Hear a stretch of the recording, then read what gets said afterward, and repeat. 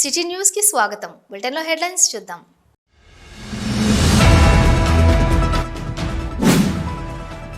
June 9న group 1 preliminary పరీక్షలను పకడ్బందీగా నిర్వహించాలి. అధికారులను ఆదేశించిన జిల్లా కలెక్టర్ ముజిమిల్ ఖాన్.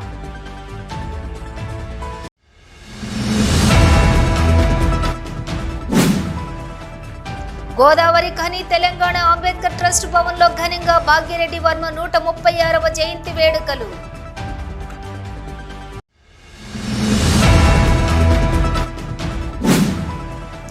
ఆలయానికి విద్యుత్ సరఫరా అందించి భక్తిని చాటుకున్న ఎన్టీపీసీ యాజమాన్యం.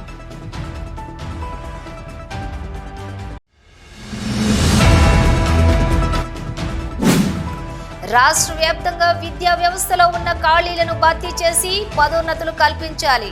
టీఎస్యూటీఎఫ్ రాష్ట్ర అధ్యక్షులు జంగయ్య డిమాండ్.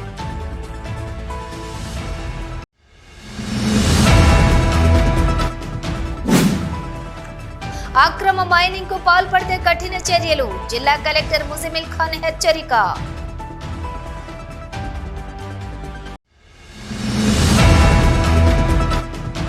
డీటెయిల్స్ చూస్తే జూన్ 9న నిర్వహించు గ్రూప్ 1 ప్రిలిమినరీ పరీక్షలకు అన్ని ఏర్పాట్లు పూర్తి చేసి పకడ్బందీగా నిర్వహించాలని జిల్లా కలెక్టర్ ముజిమిల్ ఖాన్ సంబంధిత అధికారులను ఆదేశించారు. బుధవారం జిల్లా కలెక్టర్ ముజిమిల్ ఖాన్ సమీకృత జిల్లా కలెక్టరేట్లో స్థానిక సంస్థల అదనపు కలెక్టర్ జె అరుణశ్రీతో కలిసి జూన్ 9న ఉదయం 10:30 గంటల నుండి మధ్యాహ్నం 1 గంట వరకు నిర్వహించు గ్రూప్ 1 ప్రిలిమినరీ పరీక్ష ఏర్పాట్లపై సమీక్షించారు. ఈ సందర్భంగా జిల్లా కలెక్టర్ ముజిమిల్ ఖాన్ మాట్లాడుతూ గ్రూప్ 1 ప్రిలిమినరీ పరీక్ష నిర్వహణలో అప్రమత్తంగా ఉండాలని అన్నారు. పరీక్ష నిర్వహణ సమయంలోని ఎదురయ్యే ఇబ్బందులను ముందుగానే అంచనా వేసి వాటిని పరిష్కరించాలని, జిల్లాలో జూన్ 9న జరగనున్న గ్రూప్ 1 ప్రిలిమినరీ పరీక్ష పకడ్బందీగా నిర్వహించేందుకు అధికారులంతా సమన్వయంతో అవసరమైన ఏర్పాట్లను చేయాలని అన్నారు. పెద్దపల్లి జిల్లాలో గ్రూప్ 1 ప్రిలిమినరీ పరీక్షలకు దరఖాస్తు చేసుకున్న 6098 మంది అభ్యర్థుల కోసం 14 పరీక్షా కేంద్రాలను ఏర్పాటు చేస్తున్నామని, పరీక్షా కేంద్రాలలో సంబంధిత అభ్యర్థులకు సరిపడా అవసరమైన మేర వసతులు కల్పించాలని, ఫర్నిచర్, టాయిలెట్స్, త్రాగునీరు, నిరంతర విద్యుత్ సరఫరా అయ్యే విధంగా చూడాలని తెలిపారు. గ్రూప్ 1 పరీక్షా ప్రశ్న పత్రాలు 2 సెట్లు పరీక్షకు 2 రోజుల ముందు జిల్లాకు వస్తాయని, వాటిని వేర్వేరుగా పోలీస్ స్టేషన్లోని స్ట్రాంగ్ రూమ్లో భద్రపరచాలని, పరీక్ష నాడు ఉదయం ప్రశ్నపత్రం సెట్ నిర్ణయించడం జరుగుతుందని, అప్పుడు రూట్ అధికారులు పోలీస్ బందోబస్తుతో ప్రశ్నపత్రాలను పరీక్షా కేంద్రాలకు తరలించాల్సి ఉంటుందని కలెక్టర్ తెలియజేశారు. పరీక్షల కంటే ఒకరోజు ముందు రూట్ అధికారులు, పరీక్షా కేంద్రాల చీఫ్ సూపరింటెండెంట్లు, పోలీస్ అధికారులు సంయుక్తంగా ప్రశ్నపత్రాలు తరలింపు రూట్లను తనిఖీ చేయాలని కలెక్టర్ సూచించారు. ఓఎంఆర్ షీట్ పై ముందుగానే అభ్యర్థి వివరాలు ప్రింట్ అయి వస్తాయని, వాటిని సంబంధిత అభ్యర్థులకే అందించేలా చూడాలని అన్నారు. పరీక్షా కేంద్రం ప్రాంగణంలోని అదే విధంగా భవనం వద్ద ప్రతి 100 మంది అభ్యర్థులకు ఒక్కరి చొప్పున ఐడెంటిటీ కార్డు అధికారులను నియమించాలని, ప్రతి అభ్యర్థిని పూర్తి స్థాయిలో చెక్ చేయాలని, మహిళలను పరిశీలించేందుకు మహిళా సిబ్బంది ప్రత్యేక కంపార్ట్మెంట్లు ఏర్పాటు చేయాలని కలెక్టర్ సూచించారు. హాల్ టికెట్ పై ఫోటో సరిగ్గా లేకపోతే గెజిటెడ్ అధికారి లేదా అభ్యర్థి పూర్వపు విద్యా సంస్థచే ధృవీకరించిన లేటెస్ట్ ఫోటో అతికించి 3 పాస్పోర్ట్ సైజు ఫోటోలతో పరీక్షా కేంద్రానికి హాజరు కావాలని కలెక్టర్ తెలిపారు. పరీక్షా కేంద్రం ప్రాంగణంలోకి సెల్ ఫోన్ అనుమతి ఉండదని, అభ్యర్థులు ఎవరూ సెల్ ఫోన్ తీసుకుని రావడానికి వీలు లేదని, ఇన్విజిలేటర్లు, ఇతర సిబ్బందికి సైతం సెల్ ఫోన్ అనుమతి ఉండదని, ప్రతి పరీక్షా కేంద్రం ప్రాంగణంలోని సెల్ ఫోన్ డిపాజిట్ ప్రత్యేక కేంద్రం ఏర్పాటు చేసి పరీక్షా నిర్వహణ సిబ్బంది అభ్యర్థుల ఫోన్లు భద్రపరచాలని కలెక్టర్ అధికారులకు సూచించారు. అభ్యర్థుల బయోమెట్రిక్ అటెండెన్స్ తీసుకునేందుకు వీలుగా అవసరమైన మేర ఏర్పాట్లు చేయాలని సూచించారు. బయోమెట్రిక్ అటెండెన్స్ కోసం ప్రత్యేక ఇన్విజిలేటర్లను కూడా నియమించాలని, ప్రతి అభ్యర్థి బయోమెట్రిక్ అటెండెన్స్ నమోదు చేయాలని అన్నారు. పరీక్షా కేంద్రానికి అభ్యర్థులు ఒకరోజు ముందుగా వెళ్లి పరీక్షా కేంద్రాన్ని ధృవీకరించుకోవాలని, బయోమెట్రిక్ హాజరు నమోదు దృష్ట్యా 9 గంటల నుండి పరీక్షా కేంద్రంలోకి అనుమతి ఉంటుందని, ఎట్టి పరిస్థితుల్లో కూడా 10 గంటల తర్వాత పరీక్షా కేంద్రంలోకి అనుమతి ఉండదని, అభ్యర్థులు తమ అడ్మిట్ కార్డుతో పాటుగా గుర్తింపు card, blue black point pen మాత్రమే తీసుకొని రావాలని తెలిపారు. జూన్ 8న ప్రతి పరీక్షా కేంద్రంలో కూడా చీఫ్ సూపరింటెండెంట్, బయోమెట్రిక్ ఇన్విజిలేటర్లు, సెక్యూరిటీ సిబ్బంది, ఐడెంటిటీ అధికారులు, ఇతర సిబ్బందితోటి సమావేశం నిర్వహించాలని అన్నారు. ప్రతి పరీక్షా హాల్లో కూడా సిట్టింగ్ అరేంజ్మెంట్ కట్టుదిట్టంగా ఏర్పాటు చేయాలని కలెక్టర్ సూచించారు. ప్రతి పరీక్షా కేంద్రంలో కూడా సీసీ కెమెరాలు ఏర్పాటు చేయాలని, పరీక్ష నిర్వహణకు సంబంధించి ప్రశ్నాపత్రాల తరలింపు పోలీసుల పర్యవేక్షణలో జరగాలని, ప్రతి అంశం సీసీ కెమెరాలో రికార్డు అయ్యే విధంగా చూడాలని అధికారులకు ఆయన సూచించారు. ఈ సమావేశంలో ఆర్డీఓలు Hanuman Nayak, B Gangaiah, ACP Krishna, DEO D Madhavi, collector పరిపాలనా అధికారి శ్రీనివాస్, సి సెక్షన్ పర్యవేక్షకులు ప్రకాష్, చీఫ్ సూపరింటెండెంట్లు, మున్సిపల్ కమిషనర్లు, తహసీల్దార్లు, సంబంధిత అధికారులు తదితరులు పాల్గొన్నారు. భారతదేశంలోని అణగారిన వర్గాల కోసం అహర్నిశలు శ్రమించిన మహోన్నతుడు, వర్మ బిరుదాంకితుడు మాధరి భాగ్యరెడ్డి వర్మ అని ఆల్ ఇండియా అంబేద్కర్ యువజన సంఘం అధ్యక్షులు, జాతీయ ఉపాధ్యక్షులు Mamidipalli Bapayya, Ramagundam municipal corporation Congress party legal cell అధ్యక్షురాలు ఎం వరలక్ష్మిలు అన్నారు. ఆల్ ఇండియా అంబేద్కర్ యువజన సంఘం తెలంగాణ అంబేద్కర్ భవన నిర్మాణ కమిటీ చారిటబుల్ ట్రస్ట్ ఆధ్వర్యంలోని బుధవారం గోదావరి ఖని పట్టణంలోని తెలంగాణ అంబేద్కర్ ట్రస్ట్ భవన్లో మాధరి భాగ్యరెడ్డి వర్మ 136వ జయంతి కార్యక్రమంలో పాల్గొని మాట్లాడారు. బాబాసాహెబ్ అంబేద్కర్ కు సమకాలికుడుగా పేరున్న భాగ్యరెడ్డి వర్మ హైదరాబాద్ స్టేట్స్ నిజాం పాలన కాలంలోని అణగారిన వర్గాల కోసం విద్యా, సాంస్కృతిక, రాజకీయ చైతన్యం కోసం కృషి చేసిన మహోన్నతుడన్నారు. దళిత వర్గాల కోసం మొదటిసారిగా హైదరాబాద్ స్టేట్స్ లోని పాఠశాలలు నెలకొల్పి విద్యను అందించిన భాగ్యరెడ్డికి నిజాం ప్రభుత్వం వర్మ పేరిట బిరుదు ఇచ్చి సత్కరించిందని అన్నారు. ఆయన ఆశల కోసం ప్రతి ఒక్కరు కూడా పనిచేయాలని పిలుపునిచ్చారు. ఆల్ ఇండియా అంబేద్కర్ యువజన సంఘం జాతీయ ఉపాధ్యక్షులు మామిడిమిల్లి బాపయ్య, రాష్ట్ర working president SC ST atrocity vigilance and monitoring committee సభ్యులు బొంకోరి మధు, జాతీయ కార్యదర్శి కొంకటి లక్ష్మణ్, రాష్ట్ర కార్యదర్శి మంతెన లింగయ్యలు ముందుగా మాదిరి భాగ్యరెడ్డి వర్మ చిత్రపటానికి పూలమాలలు వేసి ఘనంగా నివాళులు అర్పించారు. దళిత వర్గాల కోసం భాగ్యరెడ్డి వర్మ చేసిన సేవలను కొనియాడారు.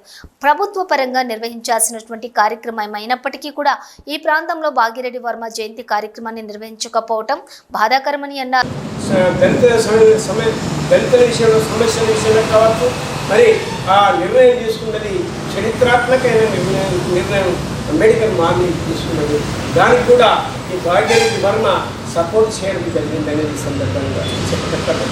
అలనాడు ఏదైతే ప్రాంతంలో ఏది నిజాం పరిపాలన ఉన్నప్పుడు కూడా మరి దళితులకి నిజమైన సమస్యలు ఉన్నాయి, దీన్ని తీర్చాలని నిజాం దృష్టికి తీసుకుపోయినటువంటి వ్యక్తులలో భాగ్యరెడ్డి వర్మని ఒకరని తెలియక తప్పదని సందర్భంగా దళిత ఉద్యమ వైతాళికుడు, దళిత భాగ్యరెడ్డి వర్మ గారి 136వ జయంతి సందర్భంగా అందరికీ శుభాకాంక్షలు. మొట్టమొదటిగా అంటరాని తరాని కోసం దళితుల కోసం పోరాటం చేసినటువంటి గొప్ప వ్యక్తి. విద్య అనేది దళితులకు ముఖ్యమని చెప్పినటువంటి గొప్ప వ్యక్తి.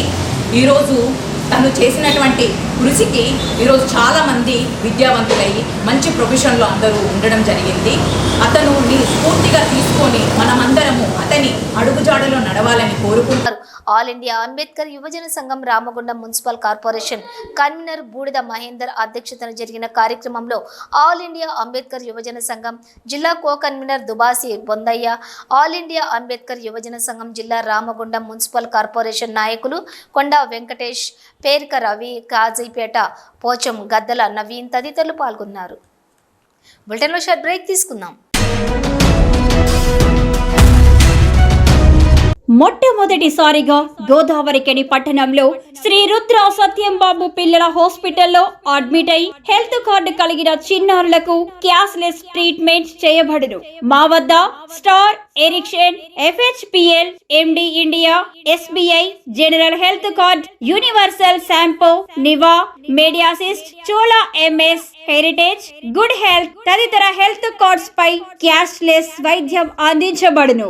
పసిపిల్లల ఆరోగ్యం పట్ల ప్రత్యేక శ్రద్ధ కలిగిన డాక్టర్, చిన్నపిల్లల మనస్తత్వం గ్రహించి వైద్యం అందిస్తున్న పేరుగాంచిన డాక్టర్ గా గోదావరికని పట్టణంలో 12 సంవత్సరాలుగా వైద్య సేవలు అందిస్తున్న నెంబర్ 1 పిల్లల వైద్య నిపుణులు డాక్టర్ సత్యంబాబు ఇప్పుడు అత్యాధునిక పరికరాలతో సౌకర్యవంతమైన సిట్టింగ్ హాల్ తో కూడిన విశాలమైన సొంత భవనంలో వైద్య సేవలు అందిస్తున్నారు. విశాల భవనంలో NICU, PICU, incubator, phototherapy, nebuliser, warmer, సిరంజీ pumps, lab, pharmacy, AC, non AC రూమ్లు, జనరల్ వార్డ్స్, విజిటింగ్ హాల్ సౌకర్యం కలదు.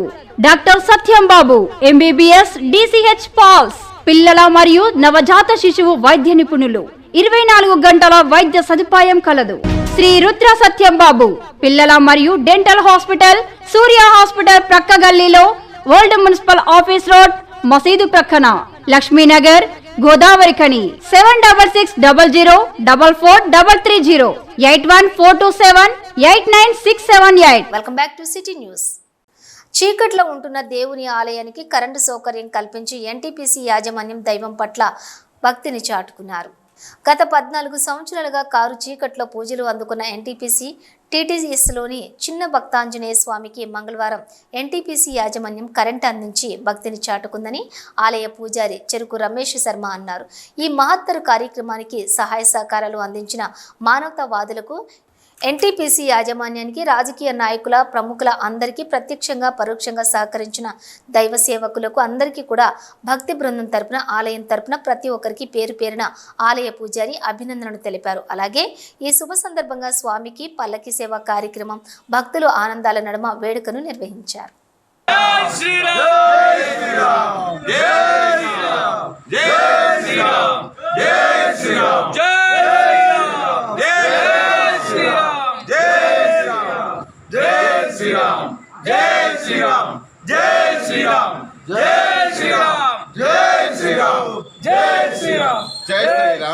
ఈ రోజు చాలా శుభదినం. 14 సంవత్సరాల ఎడబాటు తర్వాత, చాలా రోజుల తర్వాత మన ఆంజనేయ స్వామికి 24 గంటల కరెంటు మనకు మంజూరైంది. ఇవాటి నుంచి ఆంజనేయ స్వామికి 24 గంటల కరెంటు మనకు శాంక్షన్ చేసిన ఎన్టీపీసీ యాజమాన్యానికి, పారిశ్రామికవేత్తలందరికీ, రాజకీయవేత్తలందరికీ, పరోక్షంగా ప్రత్యక్షంగా సహాయం చేసిన ప్రతి ఒక్క పెద్దలకు పేరు పేరున మా హృదయపూర్వక నమస్కారాలు. ఆంజనేయ స్వామి ఆశీర్వాదం వాళ్ళకి ఎల్లవేళలా ఉంటూ ఉన్నత అధికార యోగ్యతతో వర్ధిల్లాలని, వాళ్ళ కుటుంబ సభ్యులు సుఖ సంతోషాలతో ఉండాలని మా ఆంజనేయ స్వామి తరఫున, మా భక్తజన బృందం తరఫున మా యొక్క కృతజ్ఞతలు తెలియజేసుకున్నాం.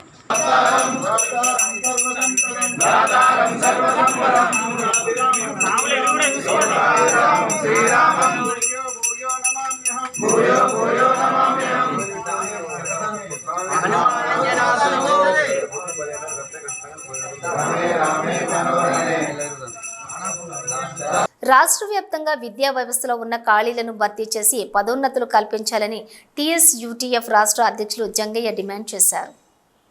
ఆసిఫాబాద్లో యూటీఎఫ్ కార్యకర్తల సమావేశంలో భాగంగా జిల్లా కేంద్రానికి వచ్చిన ఆయన బుధవారం ఆసిఫాబాద్ ప్రెస్ క్లబ్లోని ఏర్పాటు చేసిన విలేకరుల సమావేశంలో మాట్లాడుతూ గత 10 సంవత్సరాల నుండి రాష్ట్రంలో విద్యా వ్యవస్థ అస్తవ్యస్తమైనదన్నారు.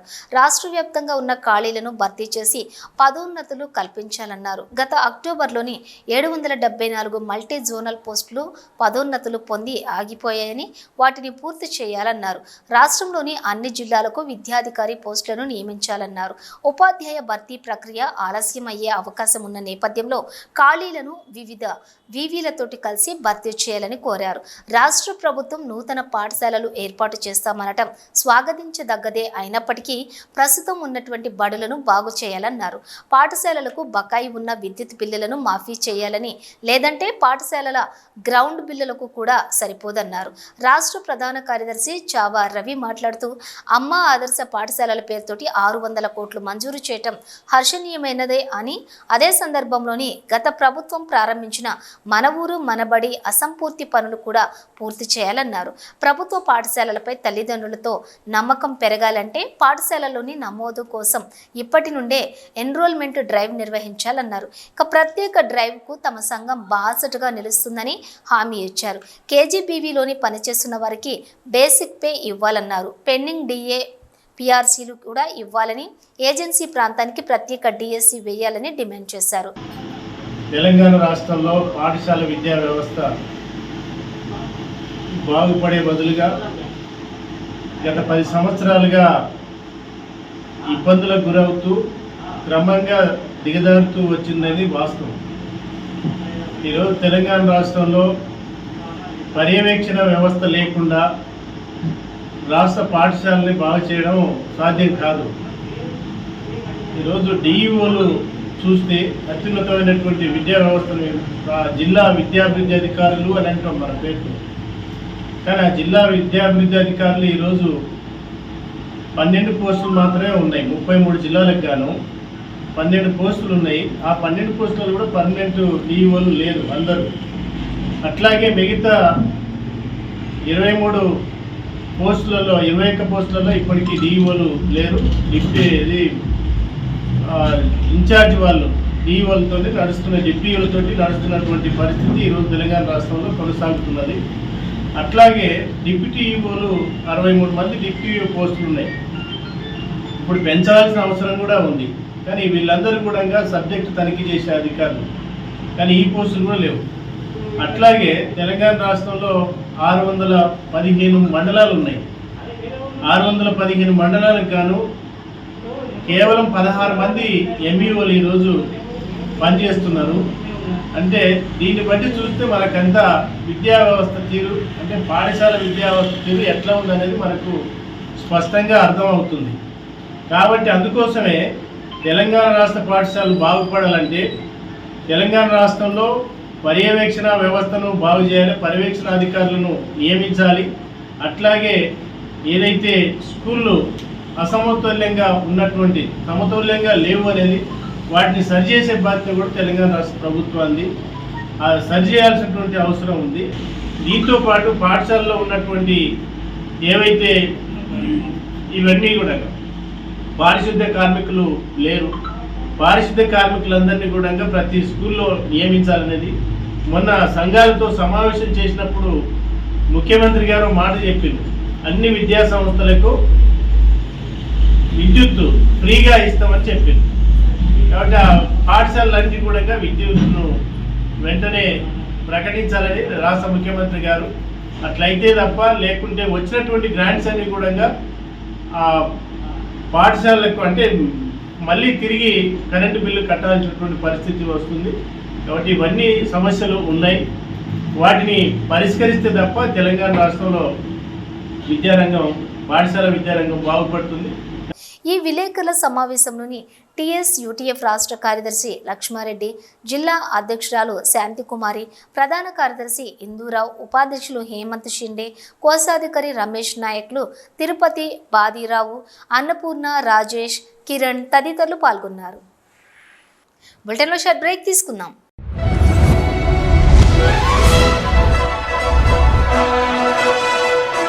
పెద్దపల్లి జిల్లా గోదావరికని పారిశ్రామిక ప్రాంతంలో మొట్టమొదటిసారిగా అధునాతన టెక్నాలజీతో ఎంఆర్ఐ స్కాన్ సేవలు అందుబాటులో. First MRI in coal belt area.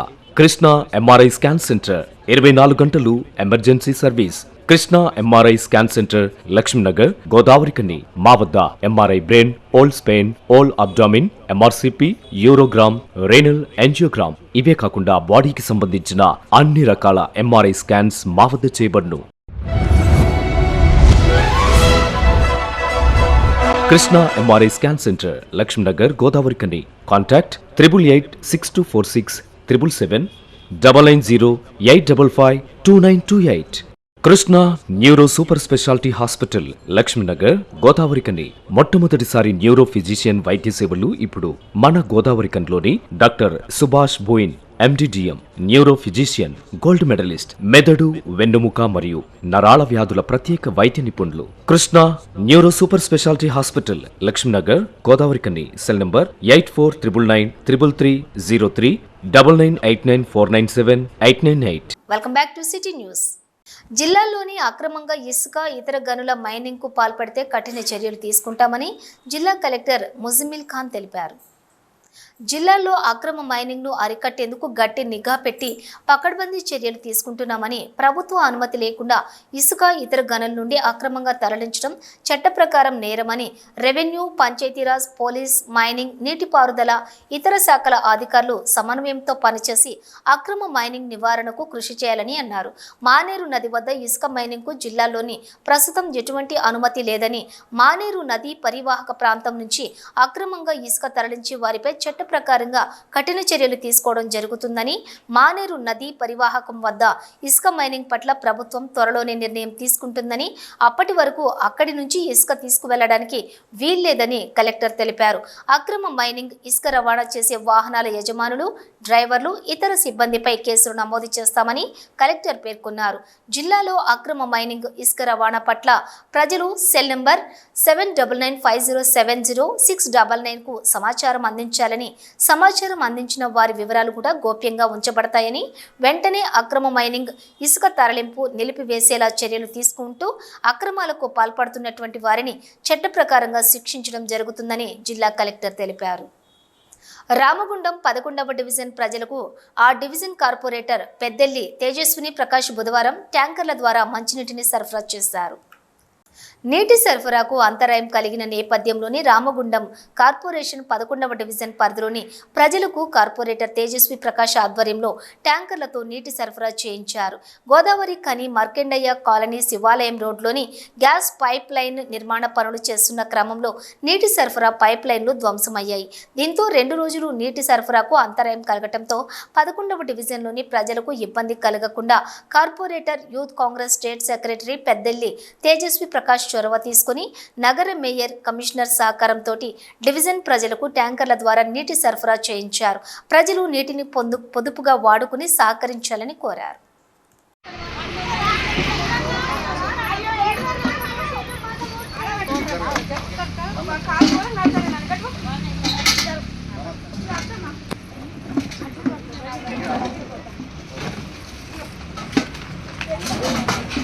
Bulletin ముగించే ముందు హెడ్లైన్స్ మరోసారి.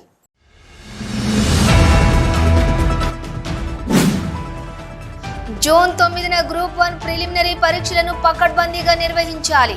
అధికారులను ఆదేశించిన జిల్లా కలెక్టర్ ముజిమిల్ ఖాన్.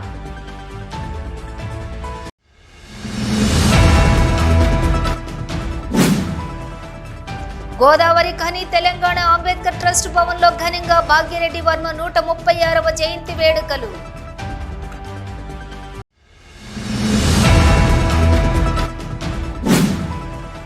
ఆలయానికి విద్యుత్ సరఫరా అందించి భక్తిని చాటుకున్న ఎన్టీపీసీ యాజమాన్యం.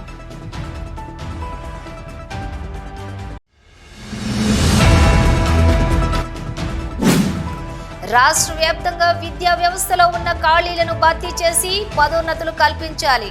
టీఎస్యూటీఎఫ్ రాష్ట్ర అధ్యక్షులు జంగయ్య డిమాండ్.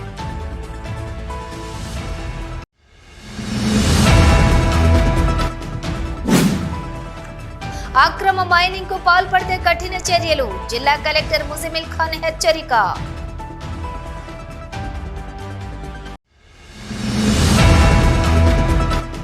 ఇవి బులెటిన్ డీటెయిల్స్. చూస్తూనే ఉండండి సిటీ న్యూస్.